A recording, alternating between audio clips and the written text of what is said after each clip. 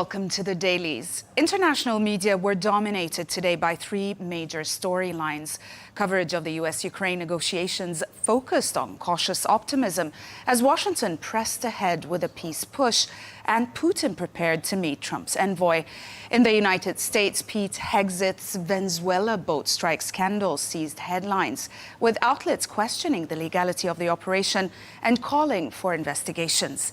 Meanwhile, in Britain, the press scrambled to dissect the latest twist in the OBR leak saga, which has shaken confidence in the government's economic control. American coverage casts the last US-Ukraine talks as constructive, but far from a breakthrough, stressing that major gaps remain on territory and security. Much of the attention now shifts to Envoy Steve Witkoff's impending meeting with Vladimir Putin, seen as a pivotal moment for the diplomacy. Across outlets, the tone is measured, underscoring both the stakes and the uncertainty over whether Moscow will accept terms Ukraine considers viable. The Wall Street Journal examined Europe's rising concern over Donald Trump's push for a rapid peace deal to end the war in Ukraine. The report explains that diplomats worry the plan could oblige Kiev to accept territorial losses and military restrictions, while shifting the US from NATO's central pillar to a mediator between Russia and Ukraine. The piece also underscores European officials' fear that this change could weaken NATO unity, legitimize Russia's gains, and leave Europe facing a more uncertain security landscape. European media were wary. They welcomed renewed diplomacy, but warned against a rush to peace that could push Ukraine into unfair concessions. Outlets insisted Europe and Kiev must stay central to the talks, rejecting any deal shaped mainly by Washington and Moscow. Many see this moment as Europe's last real chance to influence the terms of a future peace.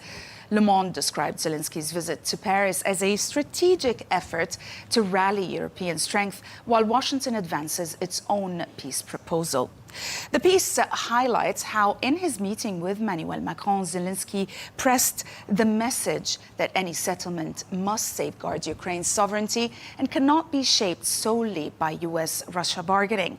The piece also notes Europe's growing unease over a plan seen as tilting towards Moscow and underscores Kiev's push for a coherent European stance to anchor credible, balanced negotiations. Samuel Ramani wrote in The Telegraph, arguing that Zelensky may have opened a real path to peace by removing his powerful aide, Andriy Yermak. The author suggests that Yermak had become a political liability, facing accusations of overreach and corruption that damaged Kiev's credibility in negotiations.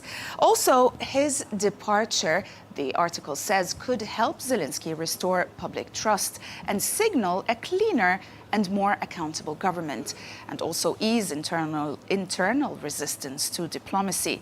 The piece concludes that together these shifts might strengthen Ukraine's position and make meaningful peace talks more achievable. In Russia, near silence as outlets gave the US-Ukraine peace plan minimal, low-priority coverage, often burying the story behind domestic news. But when mentioned, the tone was reserved, portraying the US plan as only as a starting point, while insisting Russia's conditions remain unchanged. Some outlets frame leaks and criticisms as part of an information war meant to undermine Moscow. Meanwhile, in Ukraine, the media treated the US-Ukraine talks with cautious alertness, stressing that any deal must protect sovereignty and territorial integrity. Coverage reflects deep suspicion towards proposals that could pressure Kiev into concessions or empower Moscow. There was also a strong scrutiny of back-channel diplomacy, seen as potentially weakening Ukraine's leverage. But overall, the tone is pro-diplomacy, but firmly opposed to any premature or imposed peace.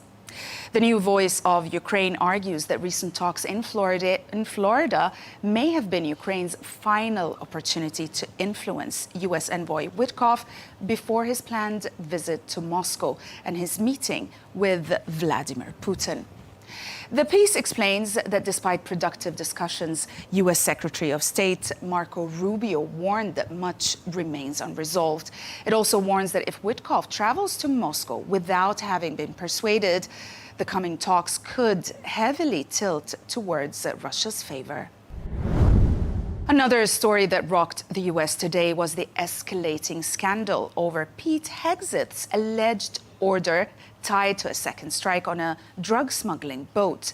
American media cast the episode as potentially unlawful, spotlighting contradictions between White House defenses and expert warnings that killing stranded survivors may violate international law.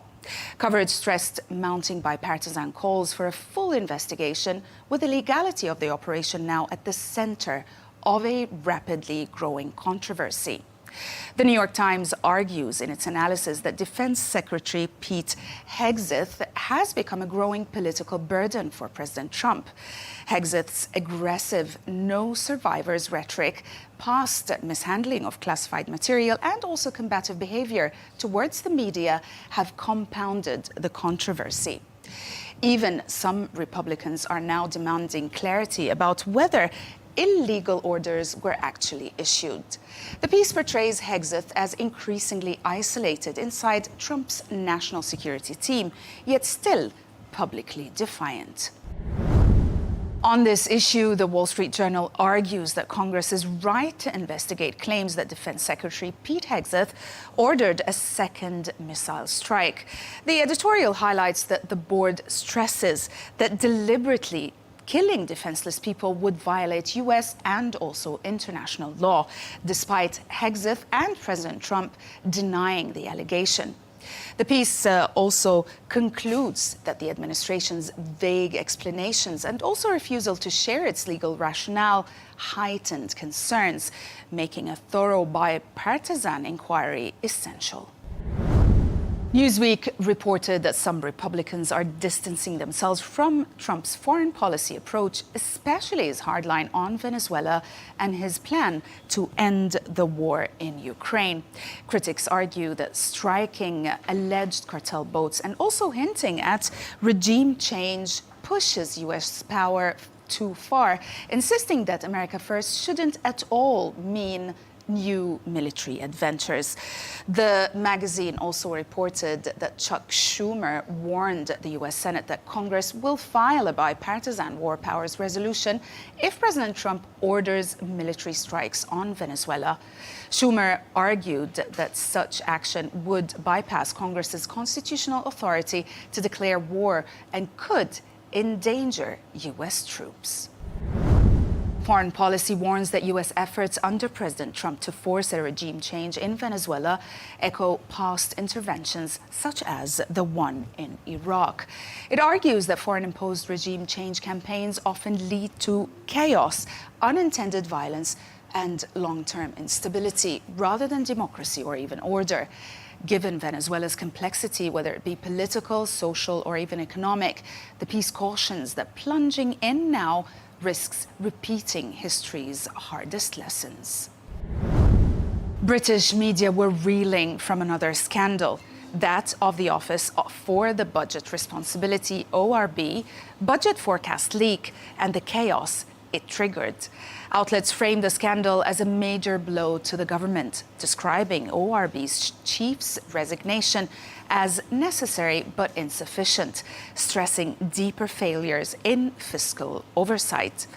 The Times says that the recent budget chaos has badly hurt public trust in the Chancellor. It argues that early leak and also the market fallout showed serious problems in how the government handles and also communicates financial plans. The editorial urges the government to be clearer and more accountable, warning that if the mess isn't fixed, people may lose confidence in the Treasury and future economic policies. The Telegraph, on the other hand, argues that blaming OBR Chair Richard Hughes will not absolve Chancellor Reeves of responsibility for the budget fiasco. The piece suggests that the turmoil reveals deeper incompetence and that replacing Hughes won't restore credibility or fix the structural problems behind the miscalculation. To the Middle East, as media outlets reported on a phone call between President Trump and Benjamin Netanyahu, in which Trump openly warned Israel against destabilizing Syria, urging Jerusalem to respect the evolving government under Ahmed al-Shara. The Times of Israel explains that this comes shortly after a deadly Israeli operation in southern Syria, and Trump insisted that Israel must maintain strong diplomacy and avoid actions that could hinder Syria's reconstruction and political transition. And we'll end with Israel Hayom, which argues that US President Donald Trump's invitation to Israeli Prime Minister isn't just a courtesy call. It actually signals Washington's intent to unveil a broader Middle East agenda. The likely agenda, according to the report, includes Gaza, dismantling Hamas, normalization efforts under the Abraham Accords, and possibly new deals with Gulf states. Also, the piece contends that by extending the invite now, Trump may be laying groundwork for strategic shifts and expecting Israel to align closely. The piece suggests the invitation is as much about shared regional goals as it is about optics of US-Israel partnership. That's it for today. Thanks for watching the Dailies, only on Al Arabiya English.